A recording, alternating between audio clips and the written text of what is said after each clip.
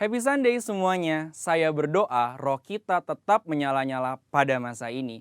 Edisi Voice of Pentecost kali ini akan membahas mengenai generasi Yeremia, generasi akhir zaman. Mungkin banyak dari kita yang masih asing atau mempertanyakan istilah ini. Apa sih generasi Yeremia?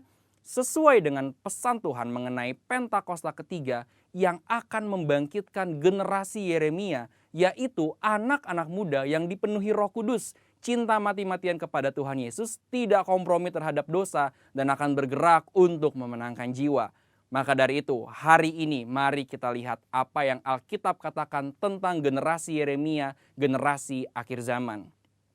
Apabila kita membaca kitab Yeremia dan kehidupan Yeremia, kita mengetahui bahwa Yeremia dipanggil sejak masa mudanya. Di dalam Alkitab, biasanya seseorang yang dipanggil sejak masa mudanya memiliki kekhususan yang penting. Mereka memainkan peran penting yang menjadi titik balik rencana Allah bagi umatnya. Kita juga dapat menemukan bahwa kehidupan dan pelayanan Yeremia memiliki korelasi dengan anak-anak muda yang sedang melayani Tuhan pada masa ini. Yang pertama, Yeremia hidup dan melayani dalam zaman yang unik, di mana bangsa Yehuda akan memasuki satu era yang baru. Pemahaman-pemahaman dan cara hidup mereka yang lama kini harus diperbaharui. Yeremia hidup mengikuti tuntunan dan pesan Tuhan sehingga dapat memasuki era baru ini. Yeremia juga hidup di zaman lunturnya pengenalan akan Tuhan, di mana orang-orang tetap beribadah seperti biasa secara formalitas. Mereka datang beribadah kepada Tuhan, tetapi tidak menunjukkan pertobatan dan perubahan hidup. Apabila kita melihat hari ini, ada berapa banyak orang Kristen yang beribadah tetapi hatinya menjauh dari Tuhan. Maka dari itu, generasi Yeremia adalah generasi yang siap memasuki era baru dengan cara penuh Roh Kudus dan menyuarakan pertobatan besar-besaran. Yang kedua, Yeremia dipanggil kepada gaya hidup penyangkalan diri yang radikal. Dalam Yeremia 1 ayat 17-18, Tuhan meminta Yeremia tidak gentar menyuarakan hal yang bertentangan dengan dosa dan pelanggaran. Yeremia sangat banyak menyangkal dirinya. Ia bahkan diminta untuk tidak menikah, mengingat bangsanya akan memasuki keadaan darurat. Hal ini bukan berarti semua generasi Yeremia dipanggil untuk tidak menikah. Tetapi ini menjadi contoh betapa sungguh-sungguhnya generasi Yeremia harus menyangkal dirinya. Hari-hari ini kita juga sedang memasuki keadaan darurat akibat dari merebaknya COVID-19 dan krisis ekonomi yang mempengaruhi seluruh dunia.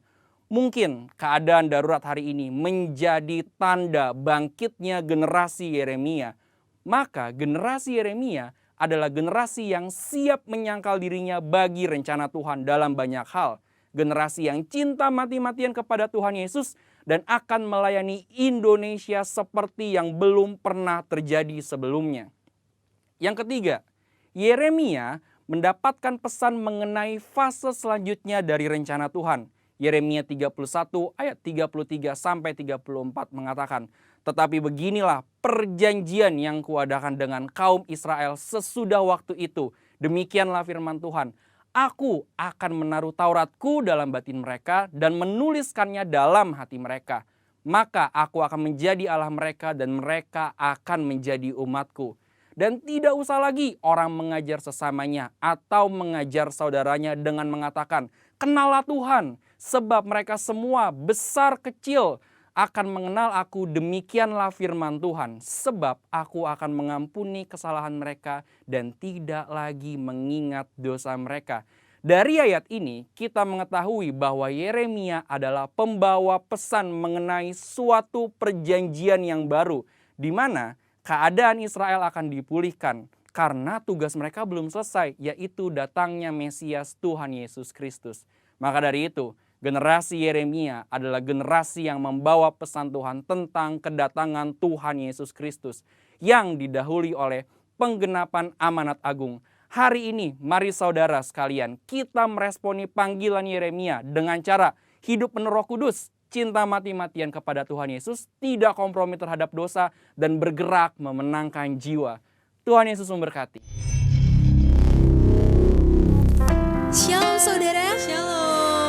Saya bersyukur hari ini kita kembali lagi beribadah meskipun terbatas melalui online, tetapi saya yakin dan percaya bahwa kuasa Tuhan, kasih Tuhan tidak pernah terbatas dalam kehidupan kita.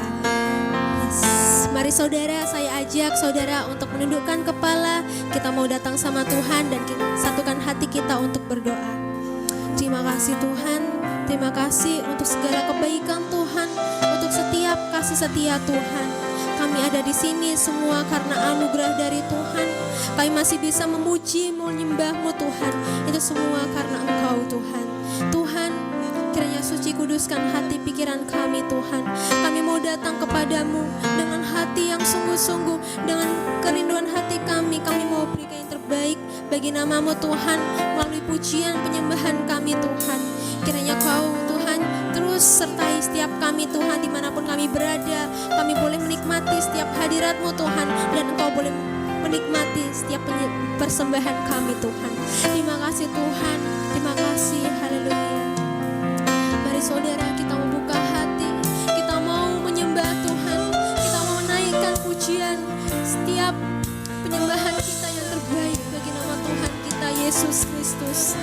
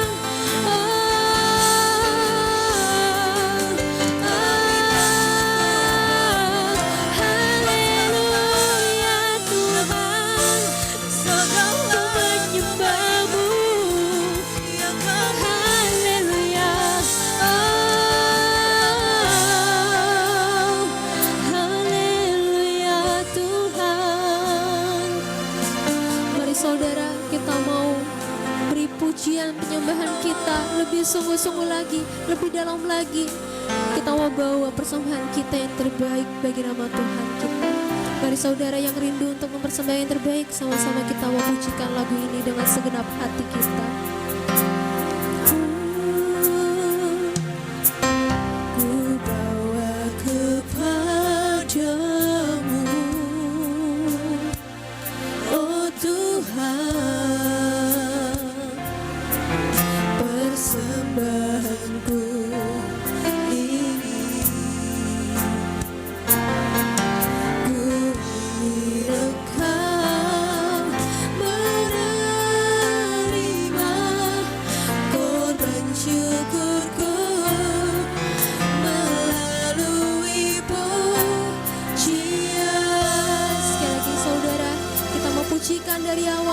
Sungguh-sungguh lagi di hadapan Tuhan, katakan ku bawa kepadamu, oh Tuhan, persembahanku ini, ku ingin Engkau menerima korban syukurku melalui pujian. Takkan pernah ku bawa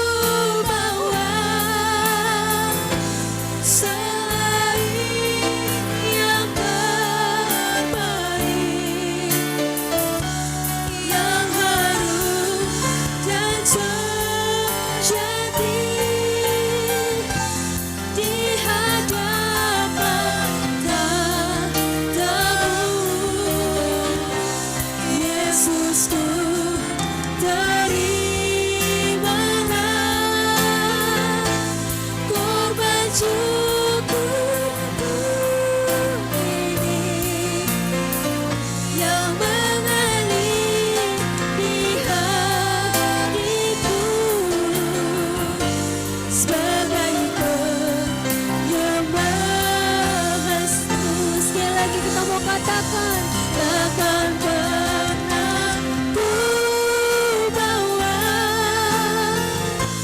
selain yang terbaik, yang harum dan sejati di hadapan tatamu. Yesusku, terimalah korban syukurku ini yang mengalir di hatiku sebagai penyembahanku. Sekali lagi kita mau bawa, takkan pernah ku bawa. Kami mau persembahkan yang terbaik Tuhan, yang terbaik, yang harum dan sejati di hadapan tatamu. Kami Engkau, Yesusku, terimalah korban syukurku ini yang mengalir di hatiku sebagai penyembahanku. Sekali lagi kita mau angkat tangan, takkan pernah ku bawa. Yes, biarlah pujian ini menjadi penyembahan kita yang terbaik bagi nama Tuhan Yesus Kristus, yang harum dan sejati di hadapan tatamu. Yesus Tuhan, Yesus Tuhan,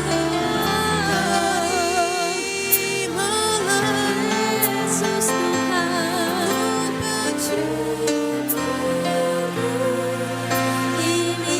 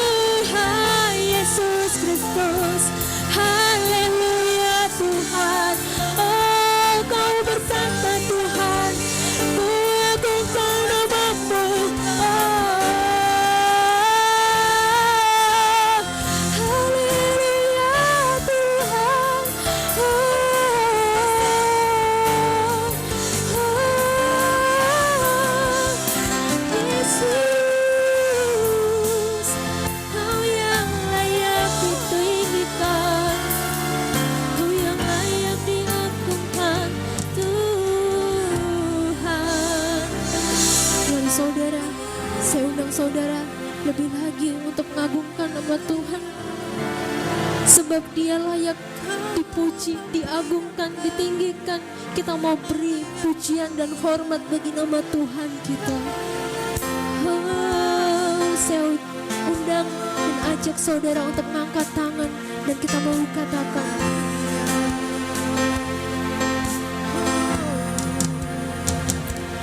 dipuji,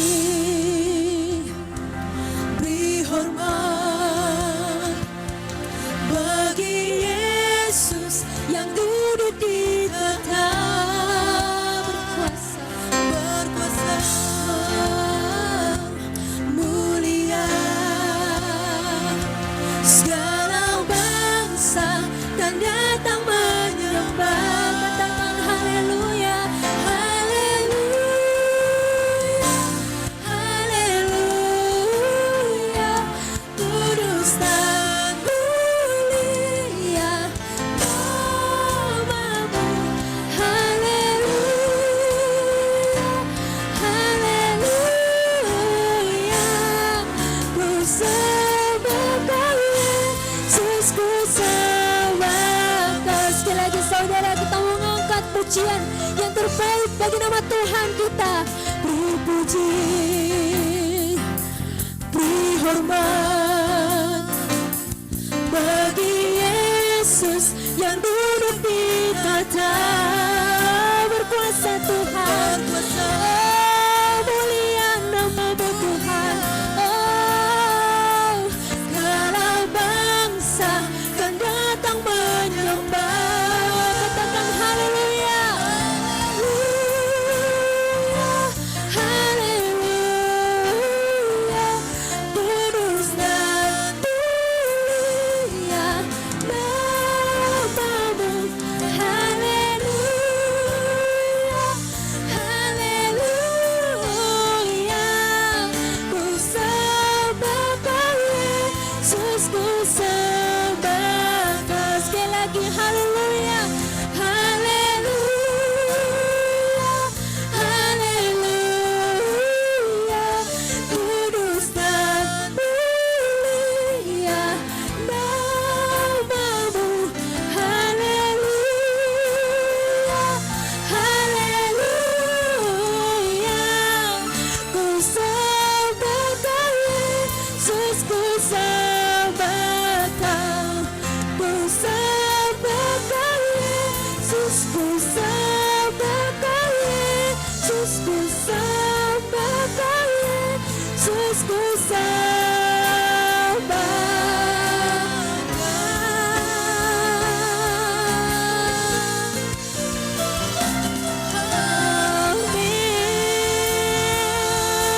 Amin.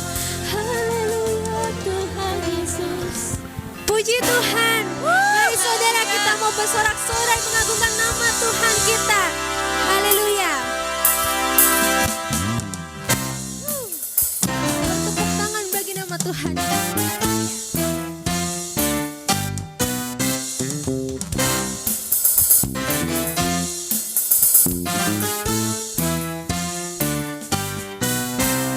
Allah ditinggikan dengan sorak-sorai, Allah ditinggikan dengan sukacita, Allah ditinggikan dengan sorak-sorai. Bersoraklah bagi Tuhan, bersoraklah bagi Tuhan. Bila sangkakala berbunyi, tepuk tangan puji Tuhan. Allah ditinggikan, Allah ditinggikan, Allah diagungkan tinggi.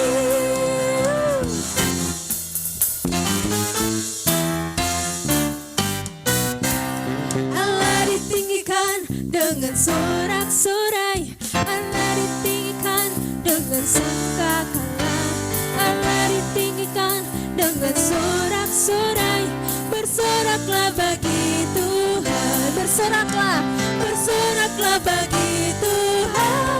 Bila sangkakala berbunyi, tepuk tangan puji Tuhan. Allah ditinggikan, Allah ditinggikan, Allah ditinggikan tinggi. Sekali lagi, bila sangkakala berbunyi,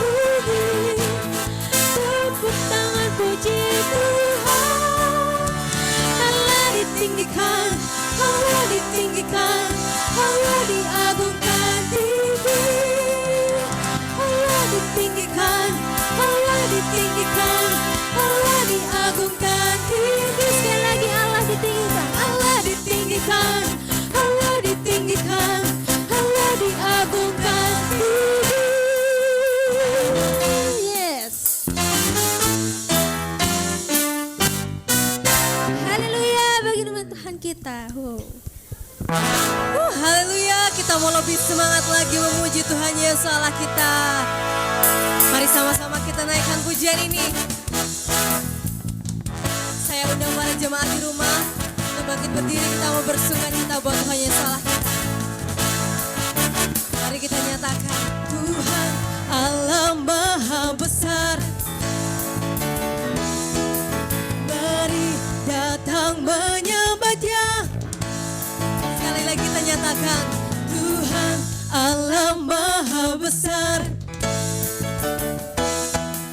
mari datang menyembah Dia.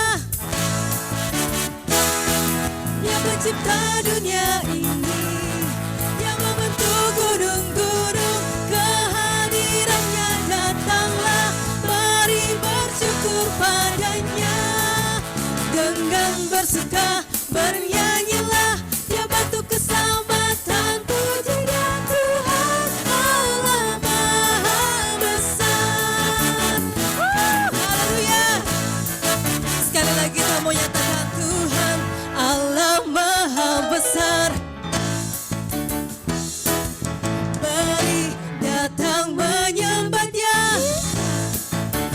Sekali lagi, Tuhan Allah Maha Besar, mari datang menyembah Dia. Katakan, Dia pencipta, Dia pencipta dunia ini, Dia membentuk gunung-gunung, kehadirannya datanglah, mari bersyukur padanya. Dengan bersuka bernyanyilah, Dia bantu keselamatan, puji Dia Tuhan Allah Maha Besar. Katakan, Dia pencipta, Dia pencipta dunia ini, Dia membentuk gunung-gunung, kehadirannya datanglah, mari bersyukur padanya. Dengan bersuka bernyanyilah, Dia bantu keselamatan, puji Dia Tuhan Allah Maha Besar. Haleluya. Segala kemuliaan buat Tuhan Yesus Allah kita. Sama-sama kita nyatakan, Dia pencipta dunia ini, Dia membentuk gunung-gunung, kehadirannya datanglah, mari bersyukur padanya.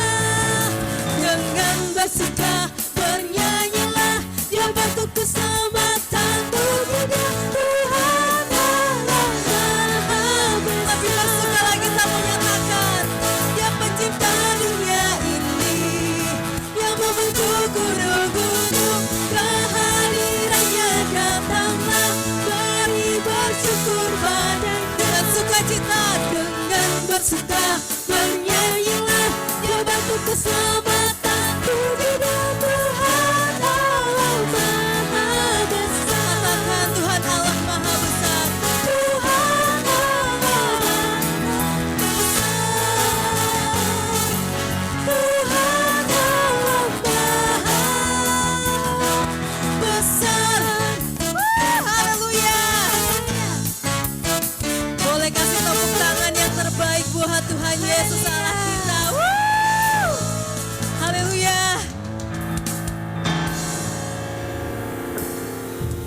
Terima kasih Tuhan. Kami bersyukur Tuhan buat segala yang telah Engkau beri Tuhan bagi setiap kami. Kalau sebentar lagi Tuhan kami akan mendengarkan kebenaran dari firman-Mu Tuhan. Biar Tuhan Yesus Engkau siapkan hati kami Tuhan. Sebelum kami mendengar kebenaran firman-Mu ini Tuhan, kami mau naikkan satu lagi pujian Tuhan.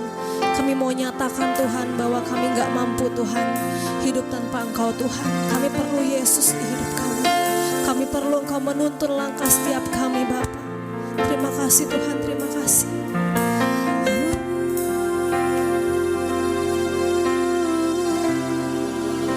Mari sama-sama kita nyatakan. Kau di hatiku,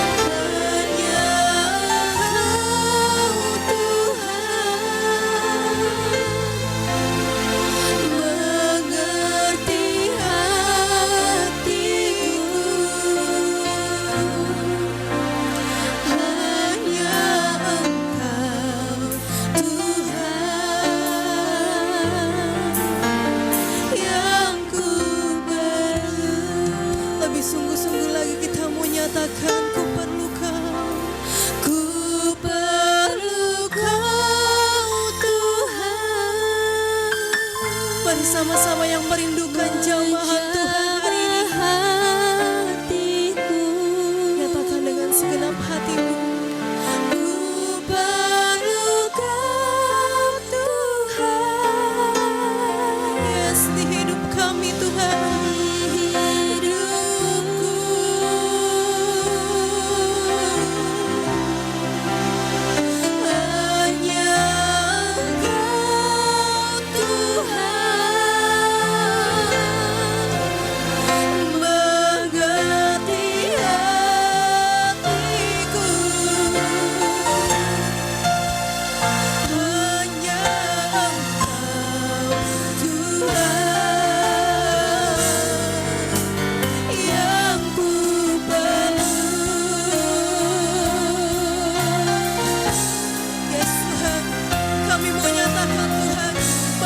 Perlukan Kau, Kau jamah hidup kami Bapa.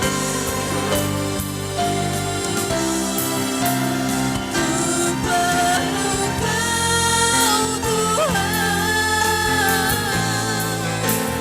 menjamah hatiku.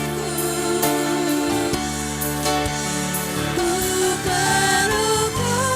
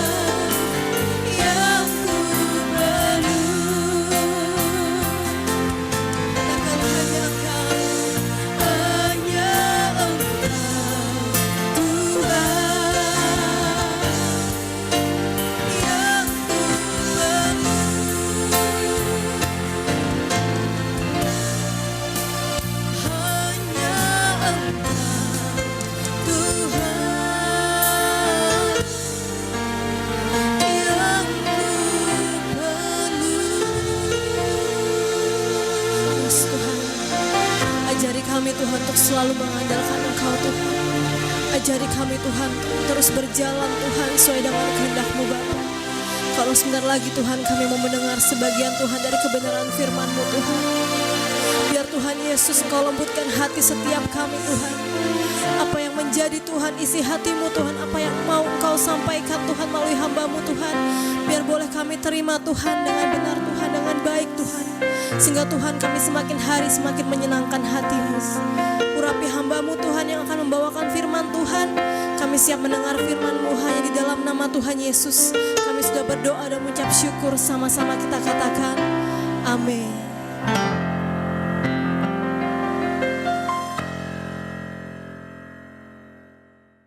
Shalom, jemaat Tuhan yang dikasihi oleh Tuhan Yesus Kristus. Puji Tuhan, hari ini kita beribadah secara online lagi. Tapi saya percaya dimanapun kita berada, Tuhan selalu hadir dalam rumah kita bersama-sama dengan kita. Amin, puji Tuhan. Nah, kita akan belajar bersama-sama firman Tuhan. Judul khotbah saya adalah Orang yang Percaya dan Penuh Kuasa. Mari kita buka Alkitab kita di Markus pasal 11 ayat ke-12 sampai 14. Markus pasal 11 ayat ke-12 sampai 14. Keesokan harinya sesudah Yesus dan ke-12 muridnya meninggalkan Betania, Yesus merasa lapar. Dan dari jauh ia melihat pohon ara yang sudah berdaun. Ia mendekatinya untuk melihat kalau-kalau ia mendapat apa-apa pada pohon itu. Tetapi waktu ia tiba di situ, ia tidak mendapat apa-apa selain daun-daun saja. Sebab memang bukan musim buah ara. Maka katanya kepada pohon itu, jangan lagi seorang pun memakan buahmu selama-lamanya. Dan murid-muridnya pun mendengarnya. Kita loncat ke ayat ke-20. Ayat ke-20. Pagi-pagi ketika Yesus dan murid-muridnya lewat, mereka melihat pohon ara tadi sudah kering sampai ke akar-akarnya. Maka teringatlah Petrus akan apa yang telah terjadi. Lalu ia berkata kepada Yesus, Rabi, lihatlah pohon ara yang kau kutuk itu sudah kering. Yesus menjawab mereka, percayalah kepada Allah. Aku berkata kepadamu, sesungguhnya barang siapa berkata kepada gunung ini, beranjaklah dan tercampaklah ke dalam laut, asal tidak bimbang hatinya, tetapi percaya bahwa apa yang dikatakannya itu akan terjadi, maka hal itu akan terjadi baginya. Karena itu aku berkata kepadamu, apa saja yang kamu minta dan doakan, percayalah bahwa kamu telah menerimanya, maka hal itu akan diberikan kepadamu. Amin. Saudaraku, ini adalah ayat yang sangat luar biasa.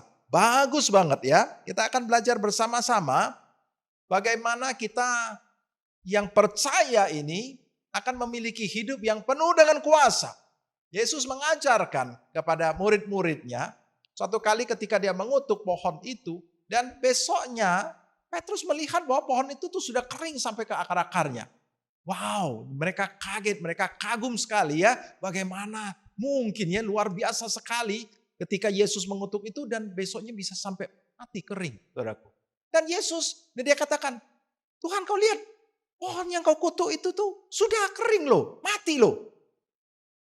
Yesus tidak menjawab, oh ya, nggak begitu. Bagi Yesus itu adalah biasa saja. Dan dia berkata kepada murid-muridnya, kamu juga bisa gitu, kamu juga bisa lakukan hal yang sama. Saudaraku, kalau kita baca di dalam Matius cerita yang sama, maka kita akan melihat bahwa Tuhan katakan, kamu kalau kau percaya, kau bukan hanya bisa ngomong sama pohon, kau juga bisa ngomong sama gunung ini, beranjaklah dan tercampaklah ke laut.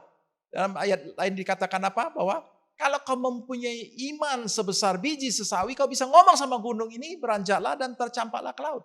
Nah saudaraku, Tuhan mengajarkan kepada mereka tentang iman. Tuhan mengajarkan mereka tentang bagaimana mempercayai. Saudaraku ya. Nah hari ini kita mau belajar betapa dahsyatnya kuasa yang terkandung pada saat kita mempercayai. Saudaraku. Nah mari kita lihat apa yang Tuhan ajarkan. Di ayat ke-22 Tuhan katakan percayalah kepada Allah. Sebelum dia lanjutkan dia katakan percayalah kepada Allah. Saudaraku, mungkin sebagian kita ngomong aku percaya kepada Allah. Kita berpikir bahwa kalau kita percaya pada Tuhan kita sudah percaya. Tetapi faktanya di dalam hidup kita seringkali mulut kita ngomong percaya tetapi hati kita tidak yakin. Kita tidak begitu yakin. Saudaraku, kita bukan percaya Allah itu ada, tetapi kita harus percayakan pribadinya. Kita harus percaya kepada karakter dia. Kita perlu percaya bahwa dia mengasihi kita. Kita perlu percaya bahwa dia merancangkan hidup yang baik bagi kita. Kita harus percaya bahwa dia menginginkan kita mengalami hidup yang baik.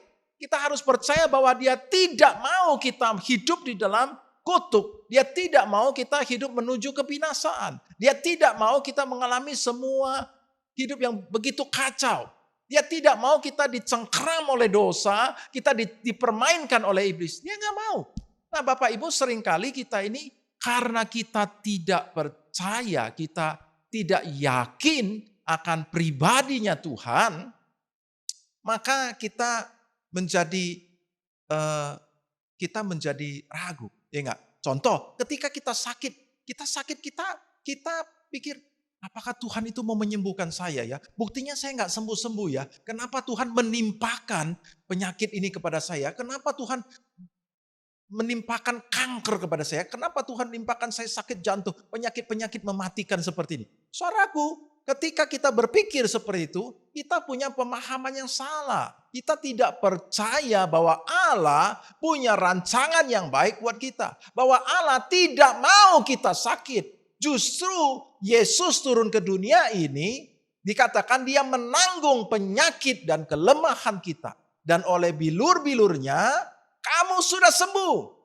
Yesus justru menyembuhkan. Ketika dia datang ke dunia ini, dia tidak pernah menimpakan orang sakit. Tuhan gak mau menimpakan kita sakit penyakit. Sakit penyakit itu adalah akibat dari dosa. Kalau kita baca di dalam Ulangan pasal 28 mulai dari ayat 15 sampai 68 itu adalah kutuk. Kutuk itu adalah akibat dosa dan di dalamnya terdapat sakit penyakit. Jadi sakit penyakit itu adalah bagian dari kutuk yang merupakan akibat dari pelanggaran firman Tuhan. Nah, Tuhan tidak mau kita hidup dalam sakit penyakit. ketika kita tidak mengerti Tuhan, kita percaya bahwa Tuhan memberikan kepada kita sakit penyakit. Bahwa Tuhan sedang menghukum saya. Tuhan gak mau menghukum kita. Tuhan mau bebaskan kita dari hukuman. Tuhan mau bebaskan kita dari dosa, dari kutuk, dari kematian kekal. Itulah sebabnya Yesus turun ke dunia. Nah, hari ini kita perlu banyak membaca firman Tuhan supaya kita mengerti hati Tuhan.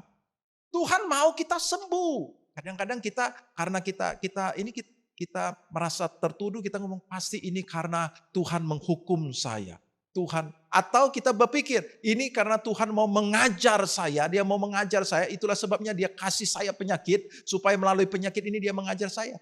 Tuhan mau mengajar kita, dia gak perlu kasih kita penyakit. Tuhan gak mau kasih kita penyakit, dia mau menyembuhkan kita. Ya enggak? Nah, ini adalah pemahaman yang salah membuat kita ini tidak percaya kepada Tuhan.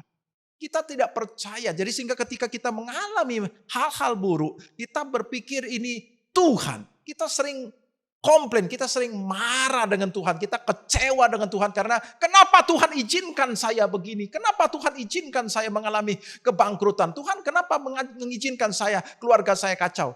Tuhan tidak mau. Kita yang melakukannya.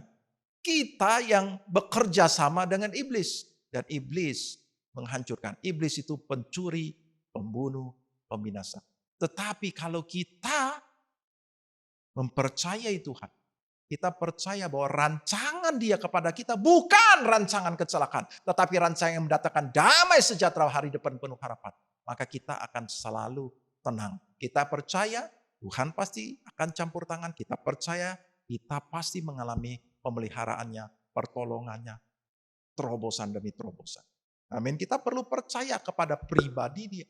Dan yang kedua, kita percaya kepada Allah, kita perlu percaya kepada firman-Nya. Saudaraku, seringkali kita ini mengetahui firman Tuhan tetapi kita tidak bisa mempercayai dengan segenap hati. Ya enggak? Kita tidak bisa, karena apa? Kadang-kadang logika kita begitu kuat memblok, menutup firman itu. Membuat kita nggak bisa mempercayai firman itu. Kita menganggap firman itu sebagai tulisan-tulisan, saudaraku. Yang membosankan barangkali ya gitu ya. Seringkali kita nggak mau baca firman Tuhan. Karena kita menganggap ini ketika baca firman Tuhan saya ngantuk. Saudaraku, mari kita buka di dalam Yohanes pasal 1 ayat 1. Pada mulanya adalah firman. Firman itu bersama-sama dengan Allah. Dan firman itu adalah Allah. Ayat 3 coba. Segala sesuatu dijadikan oleh dia dan tanpa dia, tanpa firman, tidak ada suatu pun yang telah jadi dari segala yang telah dijadikan. Dalam dia, dalam firman, ada hidup. Dan hidup itu adalah terang manusia. Saudaraku, Tuhan katakan pada mulanya adalah firman. Dan firman itu bersama dengan Allah. Firman itu adalah Allah. Jadi ketika kita tidak mau baca firman Tuhan. Firman itu adalah Tuhan sedang ngomong sama kita. Firman itu adalah Tuhan sendiri. Jadi waktu kita baca firman Tuhan, waktu kita dengar firman Tuhan, kita sedang mendengar Tuhan sendiri sedang ngomong sama kita. Seringkali kita ini berdoa, Tuhan kiranya engkau menjawab aku. Tuhan kiranya engkau berbicara kepada hamba-Mu. Tuhan, kita terus minta Tuhan ngomong sama kita. Tapi kita gak mau baca firman Tuhan. Aneh kan? Saudaraku, Tuhan mau kita mengerti firman Tuhan itu adalah dia sendiri. Firman Tuhan itu Tuhan sedang berbicara kepada kita. Kau perlu mempercayai ketika Tuhan berbicara kepada kita. Seringkali apa yang dikatakan di firman Tuhan itu begitu fantastis, begitu hebat, begitu dahsyat, luar biasa. Nanti tidak masuk akal. Saudaraku, saya punya saudaraku, dia percaya sama firman Tuhan. Dia percaya firman Tuhan. Cuman dia tidak percaya, dia kurang yakin bahwa firman Tuhan katakan bahwa kesembuhan itu untuk setiap orang. Dia kurang yakin, dia menganggap bahwa kesembuhan itu hanya untuk beberapa orang saja. Saudaraku, ini adalah dia tidak meyakini seluruh firman Tuhan. Saudaraku, kadang-kadang dalam beberapa hal karena terlalu ajaibnya firman Tuhan. Atau karena kita tidak mengalami itu. Maka kita menganggap firman Tuhan itu tidak berlaku. firman Tuhan itu bukan begitu maksudnya. Hanya karena kita tidak mengalami. Saudaraku, hari ini kita mau belajar bersama-sama bahwa firman Tuhan itu ya dan amin. Di dalam Roma pasal 3 ayat 4, mari kita buka. Supaya kita paham, firman Tuhan katakan sekali-kali tidak. Sebaliknya Allah adalah benar. Dan semua manusia pembohong. Seperti ada tertulis. Supaya engkau ternyata benar dalam segala firman-Mu. Dan menang jika engkau dihakimi. Saudaraku, kalau Tuhan berfirman itu pasti benar. Kalau dia tidak benar, maka orang akan menghakimi dia. Orang akan tantang dia. Tuhan, firman-Mu ini gak benar. Ya enggak? Kau bilang begini, ternyata tidak sesuai. Ya enggak? Tuhan kalau dia menyuruh kita melakukan sesuatu, itu artinya kita bisa melakukan itu. Kalau kita tidak bisa, dia menyuruh kita melakukan sesuatu yang tidak mungkin bisa kita lakukan, tidak bisa kita lakukan, maka kita bisa menantang dia. Kita katakan, Tuhan, firman-Mu tidak benar. Tuhan, apa yang kau sampaikan tidak benar. Yang kau berikan kepada kami ini tidak mungkin bisa dilakukan. Saudaraku, Tuhan tidak akan lakukan begitu. Tuhan tidak akan memberikan firman yang tidak sesuai. Kalau dia bilang kita bisa mengampuni, berarti kita bisa mengampuni. Kalau dia bilang kita bisa melakukan, berarti kita bisa melakukan. Kalau dia bilang kamu sudah sembuh, berarti kamu sudah sembuh. Kalau dia bilang dia datang untuk memberikan kamu hidup yang limpah, maka kau akan memiliki hidup yang limpah. Saudaraku, masalahnya ketika kita sedang mengalami keadaan yang berbeda dengan firman Tuhan, kita selalu menganggap bahwa firman Tuhan itu tidak berlaku buat saya. Hanya berlaku untuk orang lain. Firman Tuhan ini bukan demikian maksudnya. Firman Tuhan ini nggak tahulah kenapa. Yang penting ini tidak berlaku.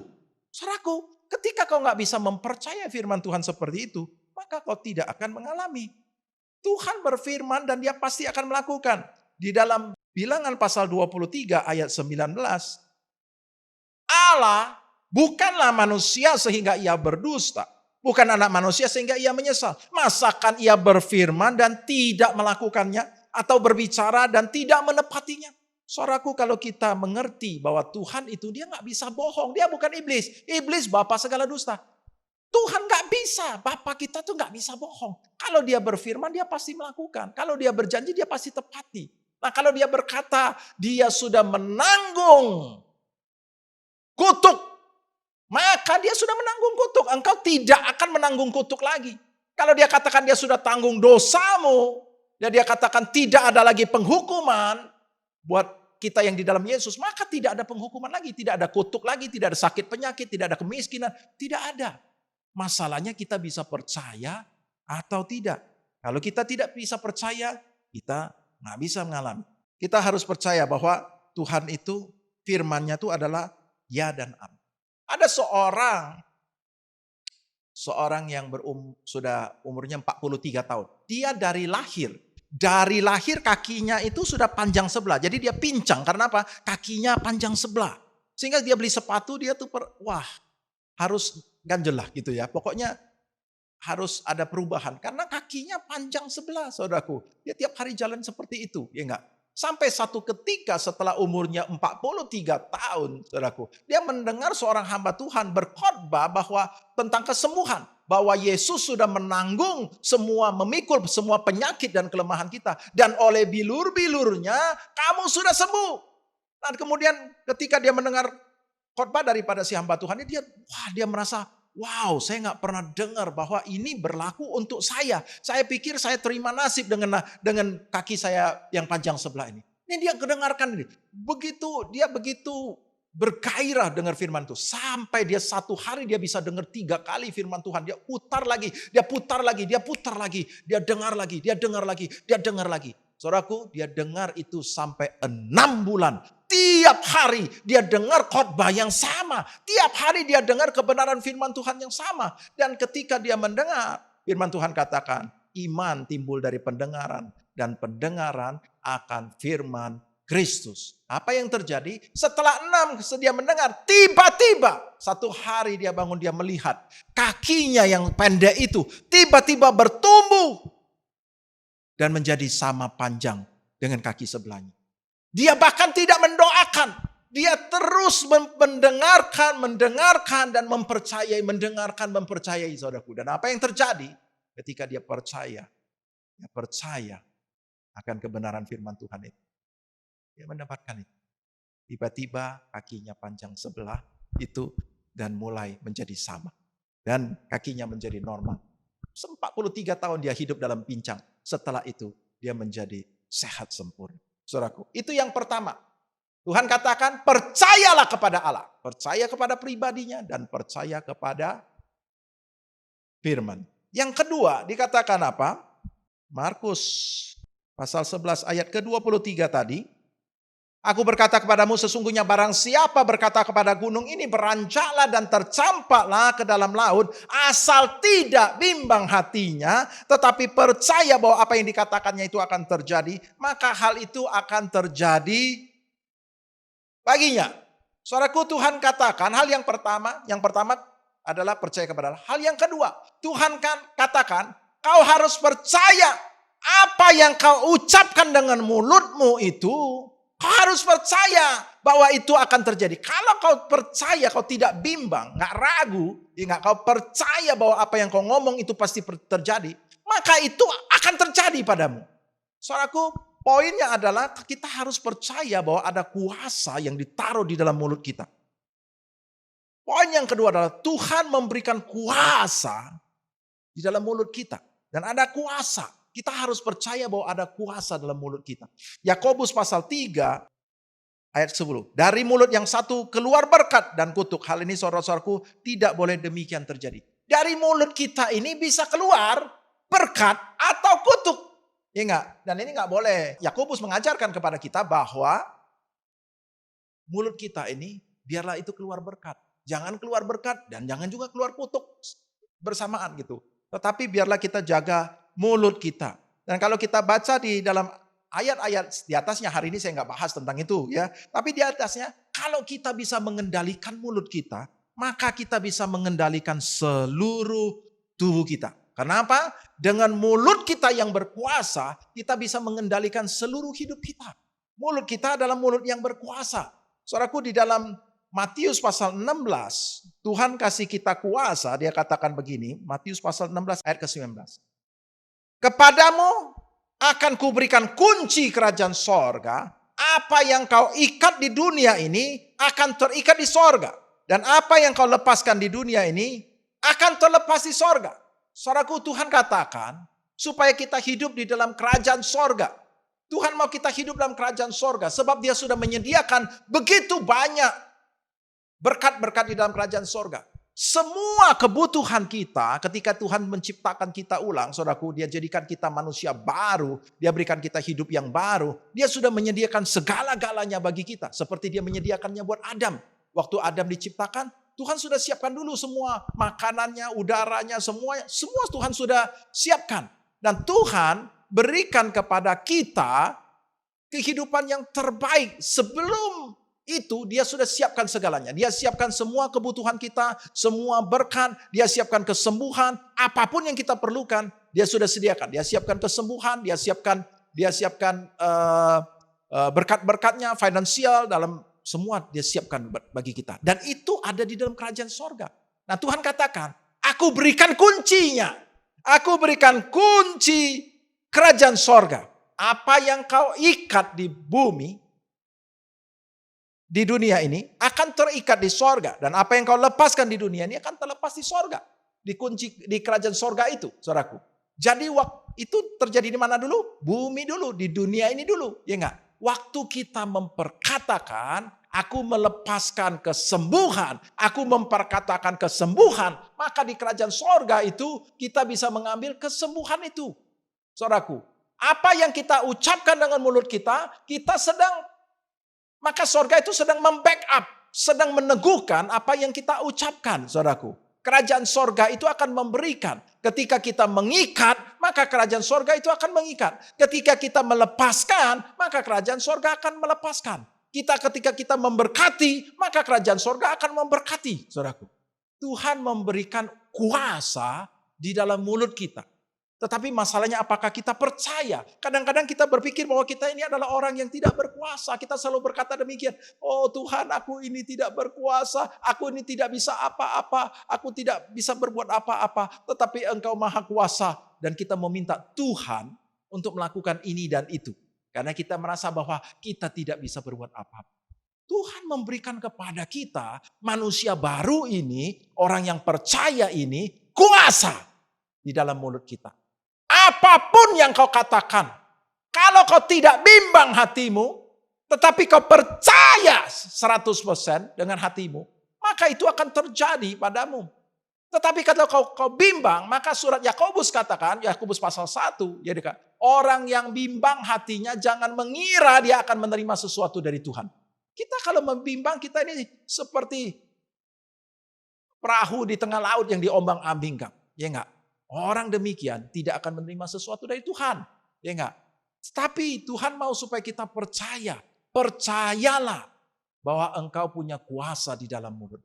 Bahwa engkau bisa mengatakan sesuatu, memperkatakan. Ketika kau memberkati, itu akan terjadi berkat. Ya enggak? Jangan bimbang, buang ketidakpercayaan.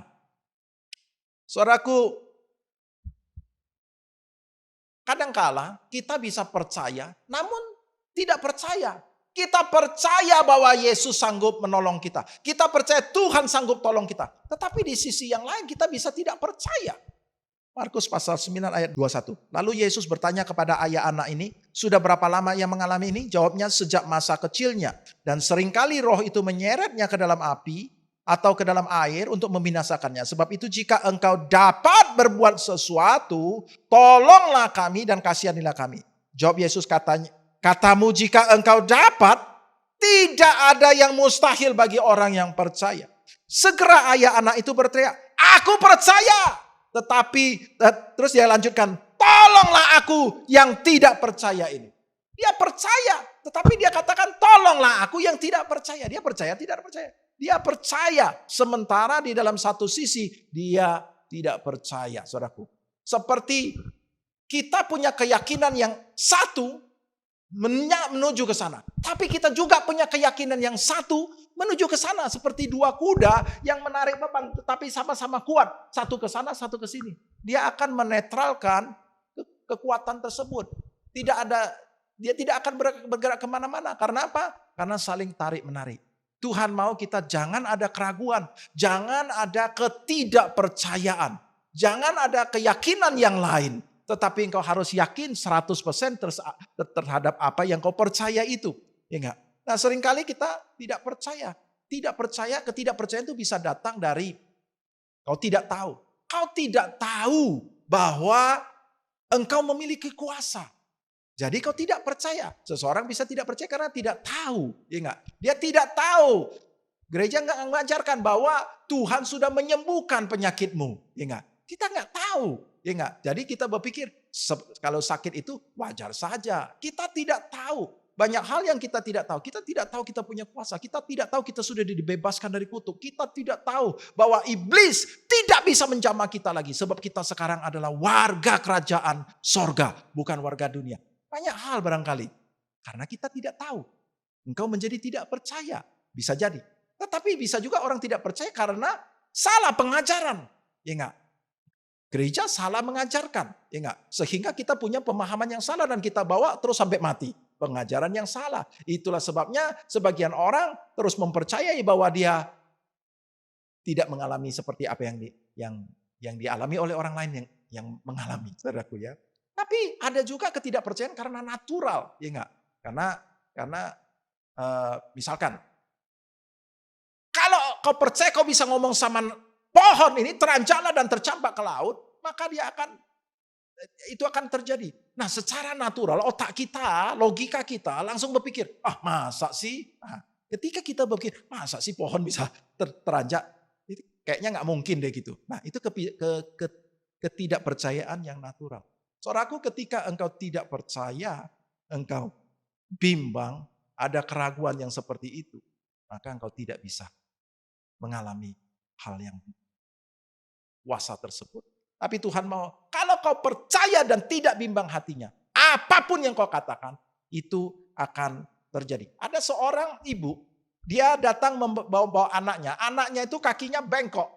Dari kecil dia kakinya bengkok, sehingga kakinya udah tertekuk kayak gitu. Sehingga dia harus buat sepatu khusus buat anaknya ini. Nah, satu kali dia datangi hamba Tuhan ini, dia katakan, dia bawa sepatu yang normal.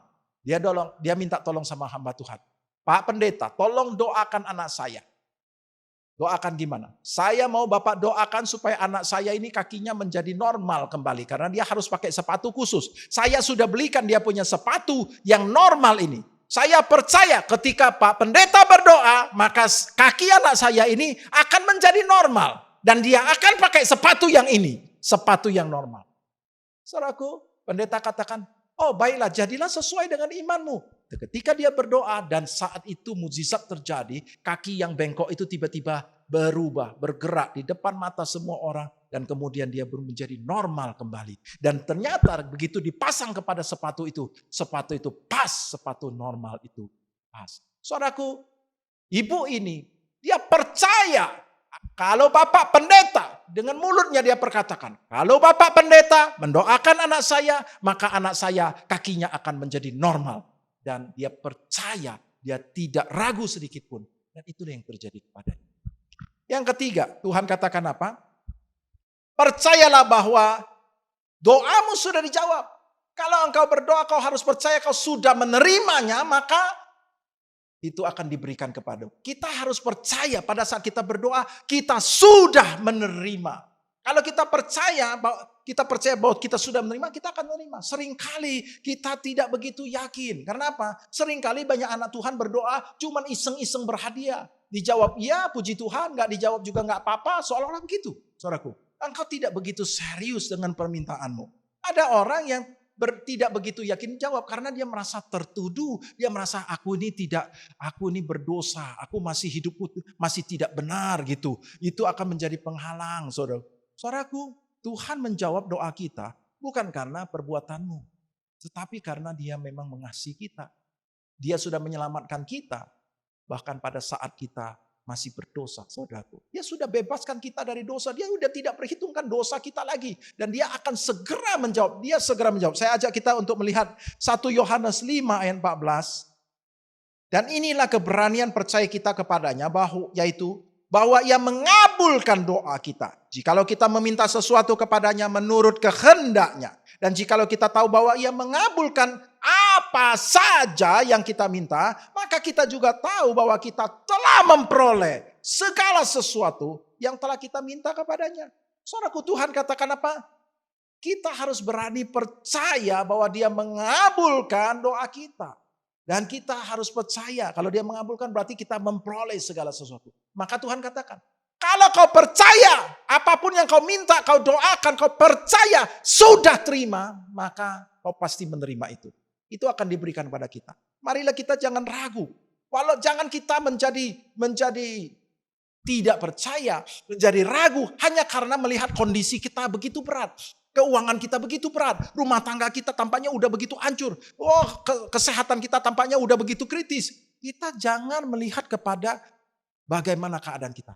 Tetapi kau harus percaya bahwa Tuhan pencipta semesta alam itu adalah Bapa kita. Dia adalah firman. Dia yang mencipta segala sesuatu. Dia sanggup menciptakan keadaan yang baik bagi kita. Dan pada saat kita berdoa, kita harus percaya. Saat itu juga dia menjawab kita. Ketika kita tidak ada keraguan, ketika kita percaya kita sudah menerima, relax aja, tenang aja. Maka kita akan melihat bahwa semua keadaan itu akan terjadi. Ada seorang wanita, dia punya kanker di muka dia. Kankernya begitu besar di muka dia, menutupi hampir separuh muka dia gitu. Dan dia didoakan dan hamba Tuhan mengajarkan kepada dia, kau harus percaya pada saat kau didoakan, pada saat kau berdoa, kau sudah menerimanya. Jadi dia katakan, kau lihat tanggal ini, hari ini tanggal berapa? Misalkan tanggal 20. Hari ini tanggal 20, kau harus percaya pada tanggal 20 bulan Mei. Ya enggak? Kamu sudah menerima kesembuhan itu. Waktu kau berdoa, kau sudah menerima, kau perkatakan itu.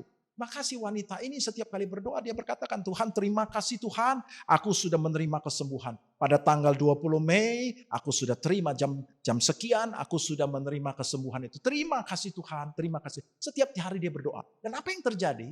10 hari kemudian setelah dia didoakan itu. 10 hari kemudian, satu pagi dia sedang menyapu halaman rumahnya. Tiba-tiba dia melihat ada satu gundukan daging jatuh, saudaraku. Rupanya kanker yang ada di mukanya itu jatuh ke tanah, saudaraku. Dia kaget, saudaraku. Dan begitu dia lihat, ternyata itu mukanya itu lubang besar, saudaraku. Dan dalam waktu beberapa detik, lubang itu tiba-tiba muncul jaringan. Dagingnya, kulitnya semua muncul jaringan. Dan kulit dan mukanya itu menutup kembali. Menjadi muka yang sehat, sempurna, mulus, dan daging kanker itu sudah jatuh di bawah sana, saudaraku.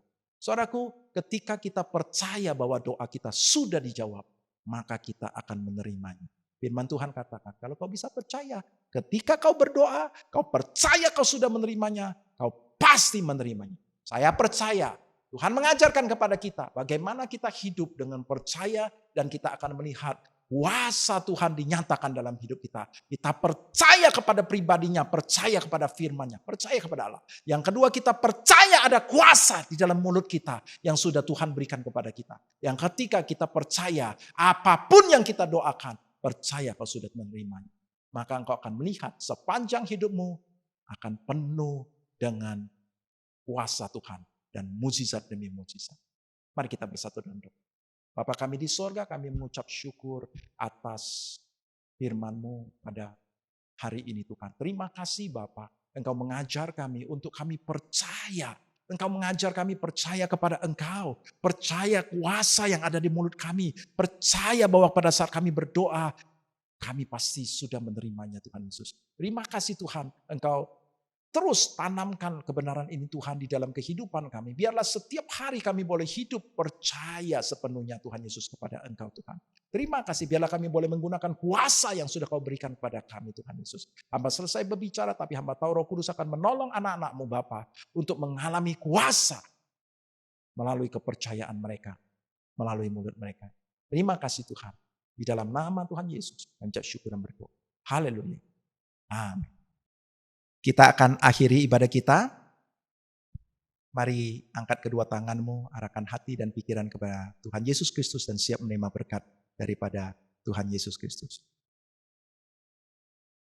Jemaat Tuhan yang dikasihi oleh Tuhan Yesus Kristus, terimalah berkat damai sejahtera dari Allah Bapa, kasih sayang yang berlimpah-limpah di dalam Anak yang tunggal Tuhan kita, Yesus Kristus, dan persekutuan yang manis dengan Roh Kudus akan selalu menyertai, membimbing, mengajar, meneguhkan firman-Nya dalam kehidupanmu, akan memberi kau kuasa dan memberkati engkau mulai saat ini sampai Tuhan Yesus datang menyebut kita, bahkan sampai selama-lamanya. Kita yang percaya bersama saya katakan, amin.